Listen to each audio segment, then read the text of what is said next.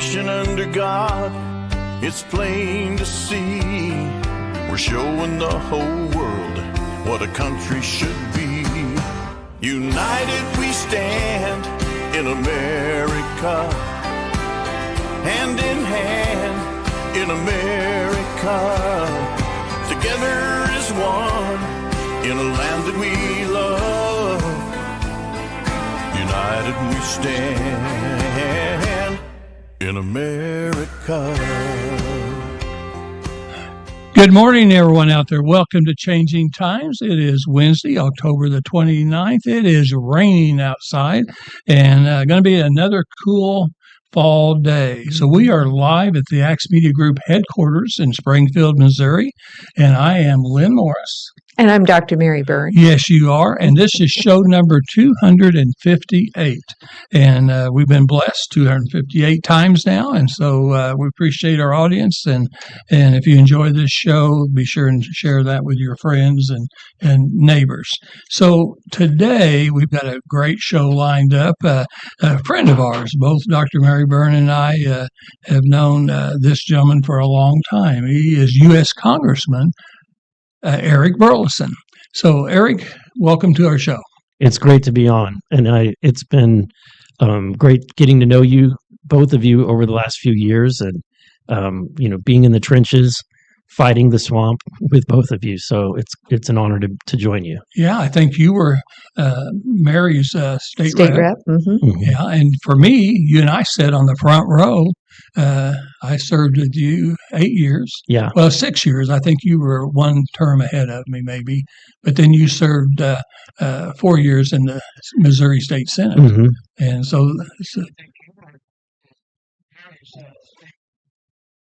I don't know what that was. Sorry. So were you saying something? Oh, just that I remember the transition between the House and the Senate, what the difference was. And I think you got more accomplished as a senator.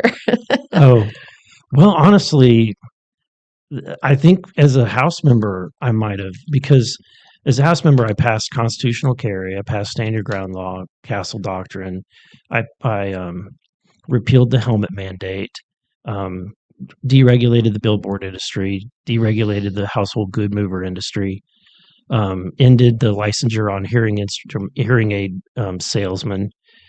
Did quite a bit. There's passed Haley's Law. As a state senator, as you know, in the Senate, your role really, and it's if you figure out the rules of the Senate, you realize it's not to pass things, it's to kill things. It's to stop things. So your job as a senator is really to be the bad guy, or to be the one that has to say no. Well, yeah, that's where they say the bills go to die. But that's good because that's limited government. Yes. Yeah. And we need that. Yeah, because there's a lot of bills that pass that when Lynn and I would be voting on them, we would be thinking, well, at least hopefully the Senate will stop this one. Right. Right. And he and Congressman was busy. I mean, he was busy. I sat on the front row. He sat on the front row. We had one rep between us, and so all the reps sat, two people per desk, and so. In the very front row, I saw how many times he stood up and used the same mic and debated on bills and things like that. So you did a great job. So, and now you've started in 2023, elected to U.S. Congress, District 7. That's Southwest Missouri. So for all the people that's watching all over the country, this is a pretty good area, Southwest Missouri. From Springfield to Joplin. Yeah, Springfield to Joplin, a big area. Don't forget Branson. And Branson, yeah. So Branson, I tell you what, so great areas. Need to come down and visit Branson if you live anywhere in this country. And we actually have a lot of people from other countries that come to Branson. And great shows, family shows, golf courses, all rivers and streams, lots of fishing and hunting and stuff like that. But let's get started. I know we're going to run out of time before we actually get through this outline. I really appreciate Nate. He gave me a little outline, but let's talk about policy highlights. We're going to be talking about the shutdown. I think we're in 29 days now that the shutdown is going on, but kind of get your feelings for what's going on with the policies in DC. Yeah, so I've never been part of a shutdown before. This is new territory for me.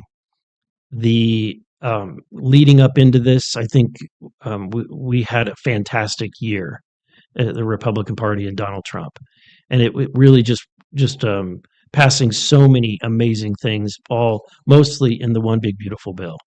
And in that process, I was very much part of making sure that that bill was as fiscally, conservative as possible. You had a big role in the behind the scenes negotiations for that, didn't you? Yeah, I'm a member of the Freedom Caucus.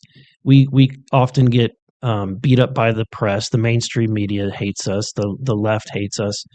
But in an environment like this, you know how hard it was to be one of 163. Imagine being one in 435. So you have almost very little influence at all on the policies and the procedures unless you wrestle that authority. And in order to do that, you've got to be willing to sometimes be the fly in the ointment. You've got to be willing to stand up and say, no, I know that this might be what you guys want to do, but I didn't run for this and I'm not voting for it. Mm-hmm. And be willing to actually stand up and say no. And at that point, then the negotiation starts. And so, but you've got to have a reasonable position. Mm-hmm. Okay, you can't. What I learned this from being in the Missouri Senate. You don't start a filibuster without an exit plan. Okay. You can. If you don't have an exit plan, you're stuck. And you need a team. And you need a team. So Freedom Caucus is a team. We worked behind the scenes for probably a year before we passed the One Big Beautiful Bill to first off strike the narrative. And our original narrative was whatever we do, it cannot grow the deficit. And so what that meant is, Republicans traditionally make tax cuts and they're really good at cutting taxes, but they're not good at cutting spending. And so what happens is we end up leaving the spending at these horrible levels, cutting taxes, and then the deficit, the amount of debt that we have to take out just grows. And so that's not exactly very fiscally responsible, especially when we were at $38 trillion in debt. It means you're printing money to make up the difference. Yes. Yes. So we've really kind of forced the hands of a lot of our moderate members who didn't want to cut spending, and all the way to the very end. We had to fight tooth and nail to the very, very end, including the day that we had the vote. An entire day of meetings behind the scenes with the White House and House leadership to try to make sure that we made an agreement on what to do with the green energy tax credits and what to do with the money that went for paying for Medicaid for illegal immigrants. So that, along with a conversation that we had, an agreement that we would not support, and that the White House would not support increasing or extending the Obamacare subsidies, which is about a $450 billion cost. Which really means the Affordable Care Act isn't affordable. It's not affordable. And that's why you had these subsidies. And they should have, clearly they had a socialist agenda. And Reagan said they would be coming in through the health care system. Mm-hmm. But even when Massachusetts and Governor Mitt Romney passed the healthcare system in Massachusetts, it was subsidized by the federal government. So who subsidizes the federal government? Right. It was the same model. They should have known, but they weren't interested in what you're talking about, and that is putting the stop on bad fiscal policy. Yeah, that's right. So we ultimately passed a bill that cut about $2.5 trillion in, it made about almost $5 trillion in tax cuts over the next 10 years, of which about half of that you will receive the growth of that. So you're growing the economy, but how do you pay for the other $2.5 trillion? So you're deficit neutral. Well, we cut over $1 trillion in Medicaid spend, which Washington, D.C. has never done. And everyone I talked to said that you will never get that. that we would never even come close to getting that kind of spending reductions in Medicaid. We were able to get almost $1 trillion in cuts to the Green New Deal. So, and which was also an impossible fight. And as it went from our bill that went out of the House, we made those cuts. It went over to the Senate, and Murkowski and Collins watered it down.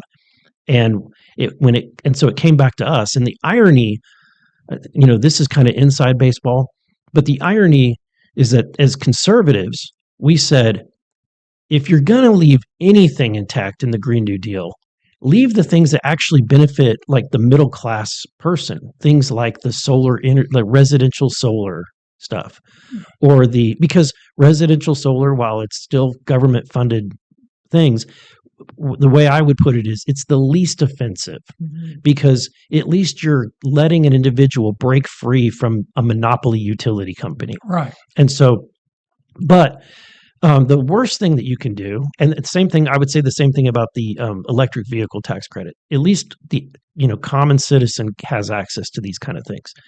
But what they did is they cut those immediately. And when I say the House, the Ways and Means Committee cut those immediately. And then they left in place the utility. So the utility company now gets the solar tax credit, but the resident doesn't get it. The big petroleum gets the big farm ethanol stuff, tax credits. But the individual that wants the tax credit to buy an electric vehicle and get off of that is gone. And so I thought that was hypocritical. And so my posture was, if you're going to cut it all. And that was Trump's posture as well. So we basically joined forces with Trump and said, because when we would go into meetings with Trump, he'd say he was very adamant. He hates every part of the Green New Deal, wanted it all gone immediately. And so it comes out of the Senate and they've gutted it. So we're not even getting the full savings. And Trump's team says, we can do some executive orders that make it impossible for them to permit anything. And that's what we're going to do. And in 1 week's time, he issued an executive order that essentially ended everything that Collins and Murkowski had left in the bill. Yeah. So that's the kind of behind the scenes like discussions and conversations that didn't happen until about midnight on the day of the vote. So the vote opened at 7. I and about 12 other members of the Freedom Caucus all stayed. We actually went to Chip Roy's office, and leadership is having staff look for us. They're trying to find us. We're holed up in Chip Roy's office from 7 o'clock at night watching baseball, waiting for them to come to us for the negotiations. We had sent them the requests. We'd given them a list of about 11 items that we saw as problems in the One Big Beautiful Bill that needed to be remedied. And at 10 o'clock at night, after the vote had been open for 3 hours, they told us to pound sand. Okay. By 2 a.m., they called and they said, we agree to 10 of the 11 of the things that you had requested. And so that, I'll tell you that it's not easy to be in that environment where you feel the pressure and they're leaving the vote open. I personally got a phone call from Donald Trump at about midnight. My phone was on silent. I have it automatically go to silent because people will call me at all hours of the night, and I didn't catch it. Did not catch it. Oh. But we were working with his team. We were on a conference call with his team. So and then when we finished the negotiations, I even asked, I said, hey, the president called me about an hour ago. Should I call him back? And they said, no, let him rest. We'll let him know what happened. So that was one of the most dramatic days of my life. But this, I was listening to Heritage Sentinels on Monday evening, and the interpretation of the shutdown is that the Democrats are actually using it to try to repeal those aspects of the big, beautiful bill that you put in. That's exactly right. And can you elaborate on that? Yeah. And I mean, if the Republicans had done this after the Democrats had passed Obamacare, they would have said, we are absolute terrorists, that this is unacceptable. The mainstream media would have crucified the Republican Party for holding out. after they passed the Green New Deal, the inflation, quote unquote, Inflation Reduction Act, which every Republican voted no on, but yet if what they could have done instead of voting for the continuing resolution, which they did 13 times under Joe Biden, they clean CR, the Republican Party said, nope, we'll keep the government open. We'll fight it out in the policy debate. This is the first time that the Democrats have said and I think what they did is they rolled the dice to think that these shutdowns would cause Republicans the heartburn, Mhm. but it's backfired on them. And as I said before, when you go into this situation like this, if you're going to go in and become like a terrorist, you got to have an exit strategy. You've got to have a place to go where that you could get to. And I don't think that Chuck Schumer has a place to go. No, and I think Mike Johnson has been perfect in emphasizing the House did its job. It's not, the ball is not in our court. Stop coming to the House. Okay. Mm-hmm. Yes, you're on. Is it called recess when we're basically in district working. Okay, you're in district working, but the whole point is if the Senate would move, you'd be back there. Right. But because it's not moving, there's nothing you can do. Honestly, I explained this to somebody yesterday. If we go up there, we send a message to Thune that we're going to undermine his negotiation because we did our job. We even had Democrats vote for this when it left the House. So in fact, I think every Democrat voted for it in the Appropriations Committee. So this is not a House issue. This is a Senate issue. If we go up there, now Leader Thune has the House undermining him and in his efforts, which is why as much as it's frustrating and we feel like, there's this nervous energy and you feel like you need to be up there doing something, there's nothing that we can or should be doing at this point. Well, Congressman, let me ask you this. So do you believe that it's more about they just hate Trump, they despise Trump, or is it the policies that they're holding out on? I mean, because I think I've heard that if you guys give in, it's going to cost us another $1 to $2 trillion, more than $1 trillion. They're going to add that. You've taken it out of the budget, and now they're going to trying to put a lot of it back in. Mm-hmm. So is it because they really believe in their policy, or is it just because they hate Trump so bad? Yeah, and so there is a confusion here. What they're demanding is not a budgetary discussion. So if you, as you remember, when we would pass the appropriation bills, we would be determining how much we're going to spend. Mm-hmm. In the appropriation bills, we did not pass tax law. We didn't pass change the tax rate or any of that. That is a separate policy discussion, and that does have fiscal impact. Mm-hmm. But that's what the Democrats are trying to throw into our appropriation discussion, the policy debates that happened under the one, which is just unheard of. But if you asked why do they do this? I think they hate the country. When you look at the fact you've got people that are protesting our godly heritage as a country, when they are really just when you got people that are having Sharia-like rallies and protests in Dearborn, Michigan, and Detroit. Colonization. Those are little colonies, and it's terrifying when you look at the photos and the imagery of that. I was shocked. I thought that's got to be in Iran. No, that's happening in Michigan. These people hate this country. They absolutely hate everything that we were founded on, and they're trying to undermine it. And that's why I think you've got a fraction of the Democratic Party, the more radical extreme, that is the loudest voice, and they're taking over. And so, which is what the Mondavi election in New York City is all about. And you had Bernie Sanders and AOC hand in hand with Mondavi. Yeah. So, would you ever believe that an individual whose father said that the terrorists were justified in their actions in attacking, the Twin Towers in New York, that his son would be running as a socialist, running for mayor? I lived in New York City for 3 years. And what was fascinating to me is somebody who came from a European ethnically diverse valley in Pennsylvania, that even at university cocktail parties, there was a kosher table. Okay. I can't believe, and that was common in New York City.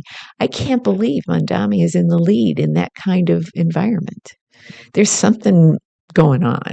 Mm-hmm. And I'm just holding on to what Trump said. He said, "Remember, I have all the cards." And the fact that CARE has donated some campaign money to Mondami is, I think, very telling about portends to come if he wins. This whole discussion about election integrity, I think, is going to blow its top off with that New York City election. That's my personal opinion. I'll have to look into that, in the CARE organization. Mm-hmm. Well, a lot of money comes from outside this country, and it's all spent in the wrong way. Hey, so let's talk about the SNAP program.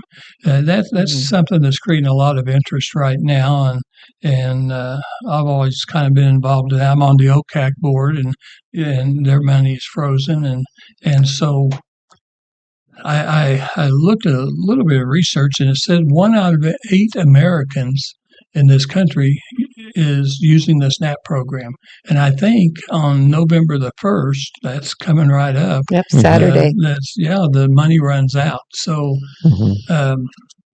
now I'm really glad that President Trump and people found a donor to help keep the military paid for that first paycheck. But I'm just trying to figure out what do you think? How long do you think this thing's gonna go? And how do we take? I think every government worker is important. I think every citizen is important. But we're going to start getting to a point where you're going to feel the pain. Somebody's going to feel the pain. All those families that are really depending on the SNAP program. A lot of them are children, and so that's going to be a problem. And what about the military? We've got to make sure all those. And then what about our airports? Making sure that we've got workers at the airport and stuff like that. So, what have you guys thought? I mean, I just can't believe that they just want to hold out like that. And I think you're exactly right. They don't like our country. Obviously, there are some congressmen and senators and women up there that do not like our country. And I can't even believe they get elected in our country. Yeah. But they are. Yeah. Well, the SNAP program, we voted, the Republicans in the House voted for it. The Senate Republicans have voted to extend the funding. I think 13 times now, right? So we have been voting to keep this, this paid for. What we did do is try to do some waste, fraud, and abuse reform back in the One Big Beautiful Bill, which is where actually one of my bills ended up passing in the One Big Beautiful Bill, and it was a bill that I had sponsored called the Ending the Cycle of Dependency Act. And what I was trying to do is return to the Clinton era rules on welfare. And those rules are, if you are an able-bodied working age adult, you're not 60, you're younger than 60, you're older than 18, and you're trying to get TANF, food stamps, Medicaid, all of that, and you're not disabled, then you either need to be going to school at least 20 hours a week or working 20 hours a week, or you need to be looking for a job. Yeah. And if you can't demonstrate those things, why should I ask for the hardworking taxpayers of Missouri who are working, who are making sacrifices, to pay for your SNAP, for your TANF, for your Medicaid, and all of that?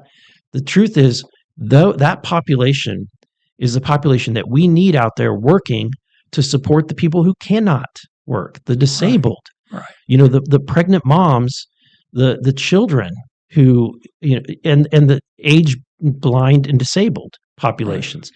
So Don't you see that as a kind of a mission creep into that elitist idea that if we give everybody a subsistence income, then Mhm. it'll be a utopian society? It is, yeah. I mean, it's really weird. Yeah, they want everything to be provided for free. Uh-huh. That everyone would want nothing because the government is giving you everything. But the truth is, government can only give you what it takes from other people. That's right. And so it is a delusional philosophy that most people figure out by the time they're 30 years old. And but unfortunately, that's what we're dealing with is a Democratic Party that's unreasonable.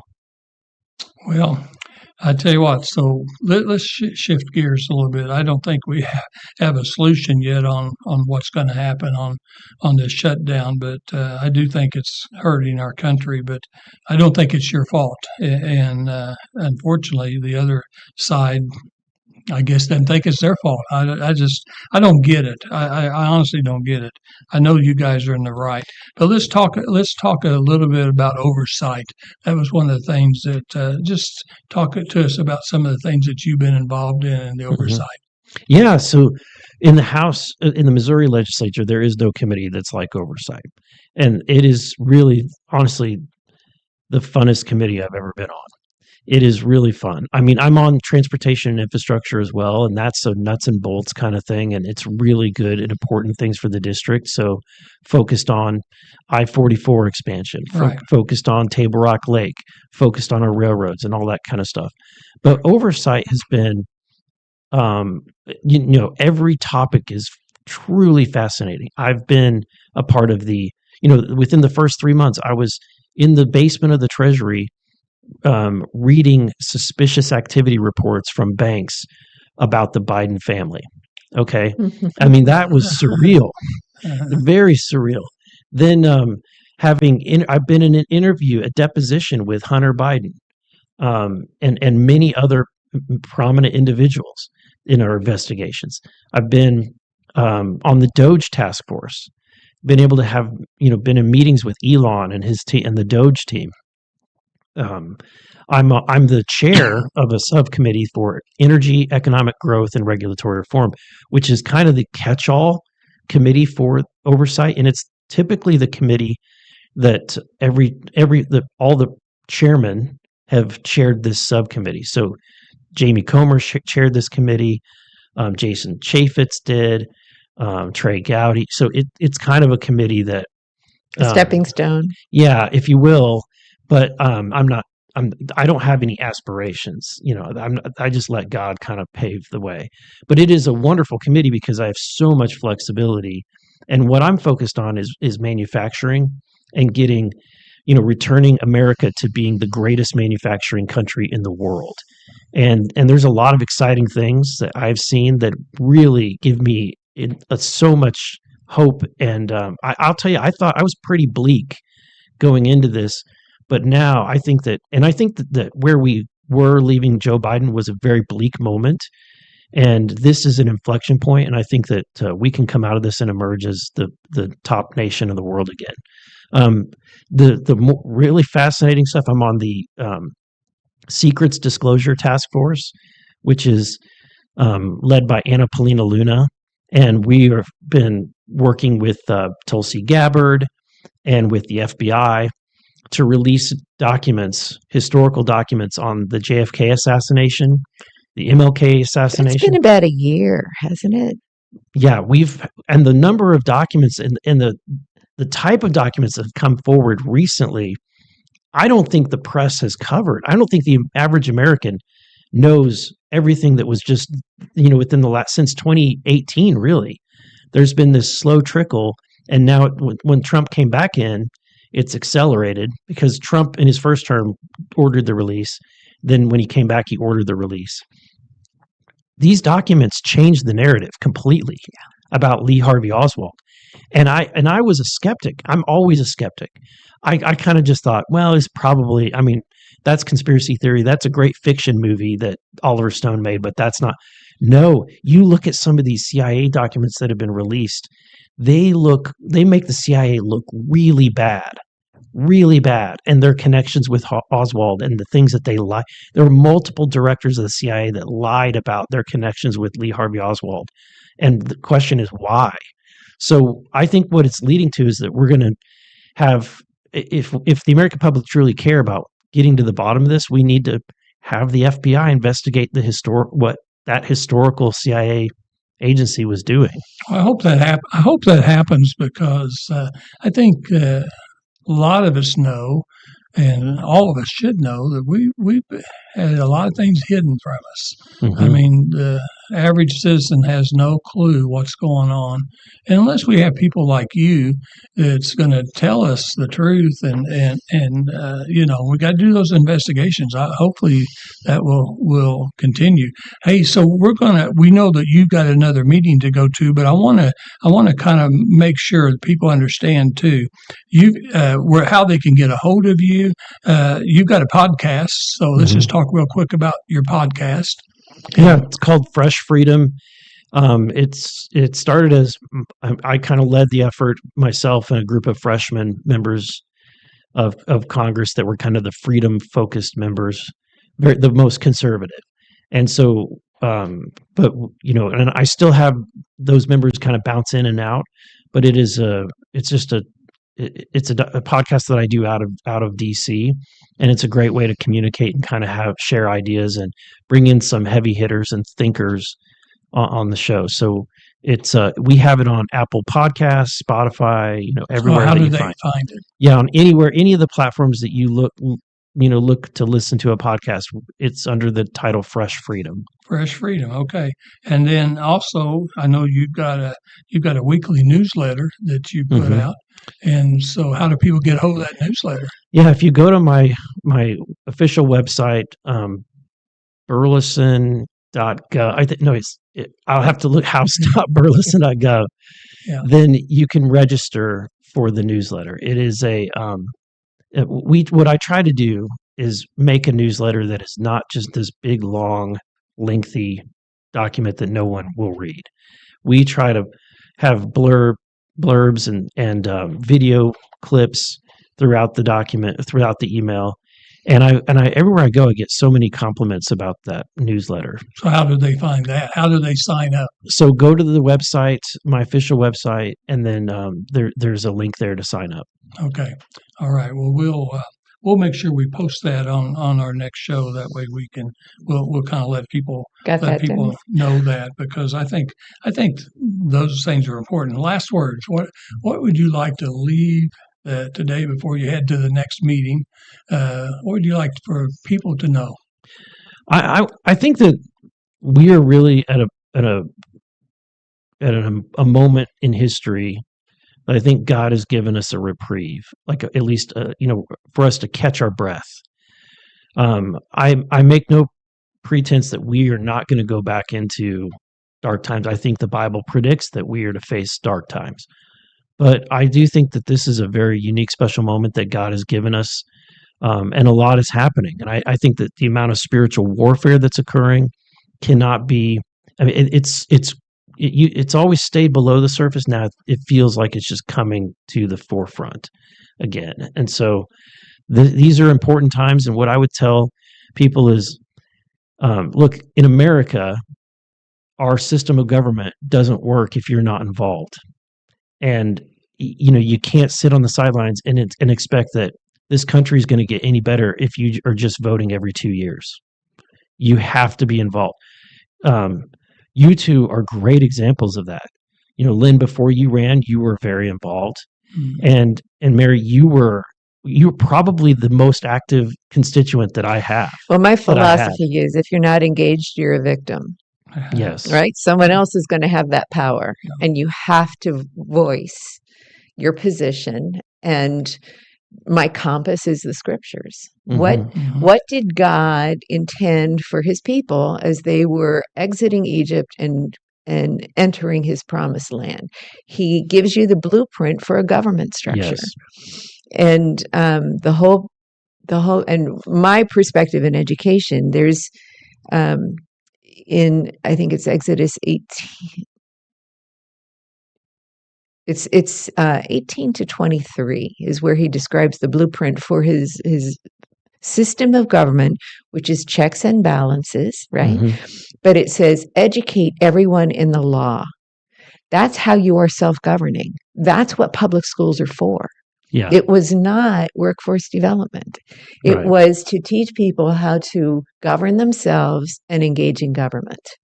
And that's the way the individuals protect their own freedom. So we've had a lot of corruption of the real purpose. As a matter of fact, last night I was at a summit meeting sponsored by the Daily Citizen newspaper here in Springfield and Drury. And I said, we're not having the conversation about the mess that we have in the theory of education, because what we're experiencing now is human capital economic theory driving education. That was never what the purpose of taking my tax dollars was for. Education is actually for the defense of the republic from generation to generation by passing down our history and the ideals of our government. And we've abandoned that mission, and that's why we're in this mess. So we have to reclaim it, and I'm depending on you, Eric. Well, No pressure, but I will be on your case if I don't hear a correction about, and I'm so grateful for the dismantling of the U.S. Department of Ed. Absolutely. Grateful. Absolutely. It's amazing. I thought we'd never have things like that happen. And this president does things. I love it. Yeah, let's just brag about President Trump just a minute. You know, they're saying that he needs to be back in D.C. and trying to break this deadlock, but he's out there making peace all over the world. Yeah. Which definitely benefits our country, and he's bringing in a lot These of trade deals are business unbelievable. and stuff like that. I mean, so he's working every day. And by the way, he doesn't get paid. He doesn't even accept a check from the federal government. So right. So pretty unique. But anyway, well, thank you very much. I know you got to go someplace else. We're going to talk about our sponsors. You're welcome to come back anytime that you're back home. Thank you. It's an honor. Yeah, thank you. Keep doing what you're doing. So I appreciate it, Congressman. Yes, Very good. I'll Love you too. You've been a good friend for a long time, and you're doing a great job. Just keep it up. Thank you. Okay? Thank you. All Appreciate it. All right. Okay, so now we are going to go to talk about our sponsors. We have two great sponsors. The first one is Brad Pistow, Certified Fiduciary Financial Planner, located right in Ozark, Missouri. I use him. My family uses him. A lot of my friends, personal friends, business friends.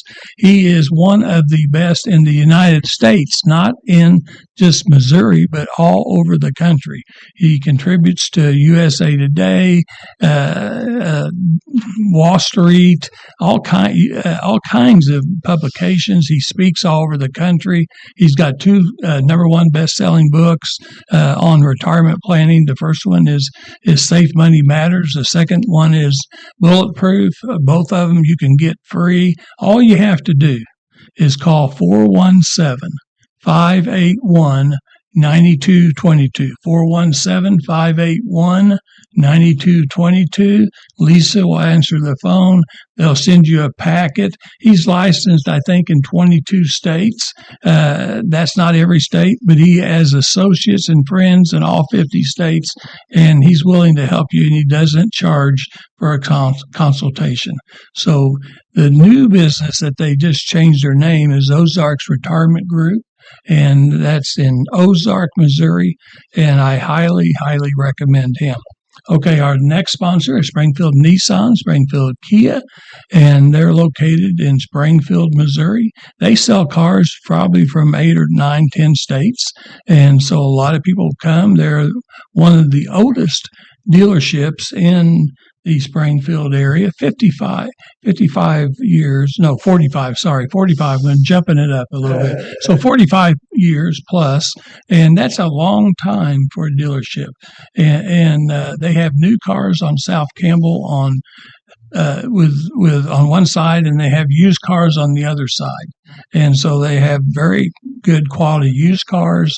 We had Mr. Swanson on there, and Swanson, the general manager, sales manager, and he was talking about They have program cars. They have certified cars.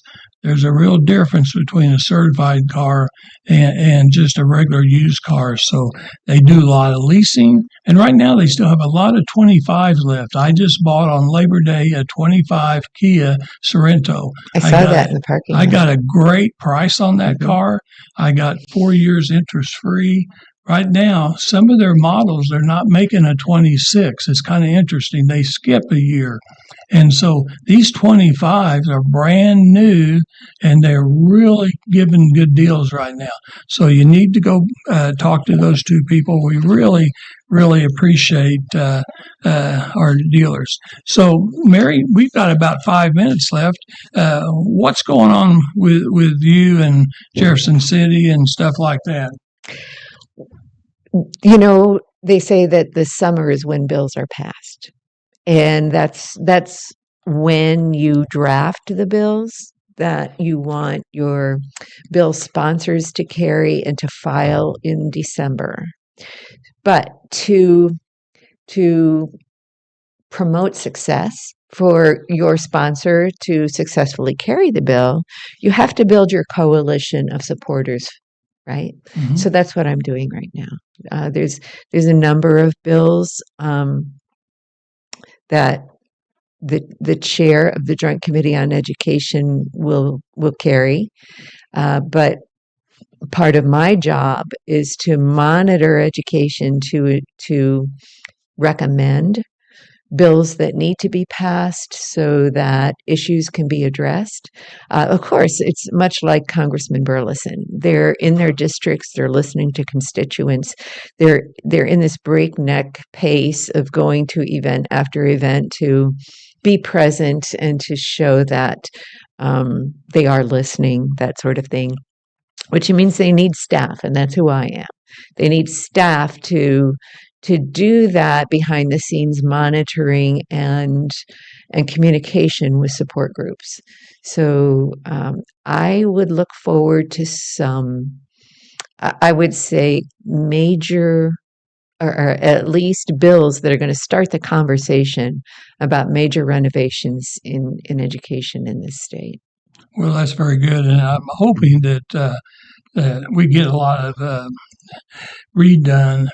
stuff that's going to be redone in the state. One of the things I don't understand is these critics that think that we're completely off balance on downsizing the federal government on education and giving it back to the states. Well, that's what we've always needed. We want that. We want local control. A lot of people have always, when I was on the school board at Ozark for 6 years, there was just about everything I wanted to do, or another board member, Mike Woody, we would come up, we thought, with great ideas, and then we'd always get put down. The superintendent would say, you know what, Lynn, that's a great idea, but we can't do that because we wouldn't get our federal money. Well, Anyway. yeah, and so that's going to become a non-issue as the Yeah. federal government recedes from that kind of control. You have to understand that the people who are most vocal about criticizing the decentralization of education and returning local control, the loudest voices are the ones who have had something to gain by the centralization. And frankly, that's been going on since the 1970s. And what I've had the pleasure of educating some of our Democrat colleagues about is that what they want to say the No Child Left Behind Act did to education with the standards and accountability movement, you know, the standardized tests and so on, actually was instigated by Clinton as governor of Arkansas. And so my point is, and Hillary Clinton, she's the one who wrote the report that spearheaded the legislation to put standards and accountability into Arkansas. Then that was brought up to Missouri. We are still laboring under a 30-year-old statute that was modeled after that Arkansas legislation. It didn't work in either state. And that's based on the human capital economic theory. It's not based on the view of education that we have to prepare free citizens to protect their own rights and liberties and protect our republic. So that's the, you might say, conflict in worldviews about education. And I've had the great pleasure of starting that conversation at the Capitol. And I think we're going to get somewhere with it because a lot of people are listening. Well, it's very important. Well, we're going to run out of time, but lastly, as we take over education again in every state, you have got to get people to run for school board. It's going to be more important than ever for good people, good Christian people, good people that love our country, love our kids, and want to make sure they get the best education. So that's going to be It's important. the candidate selection, but you need something better than a 15% voter turnout in school board elections, Well, right? I think it's going to be important that everybody gets involved if we're controlling it. So hey, we'll be back next week, and everyone have a great rest of the week. And it will be November. Yeah, be November.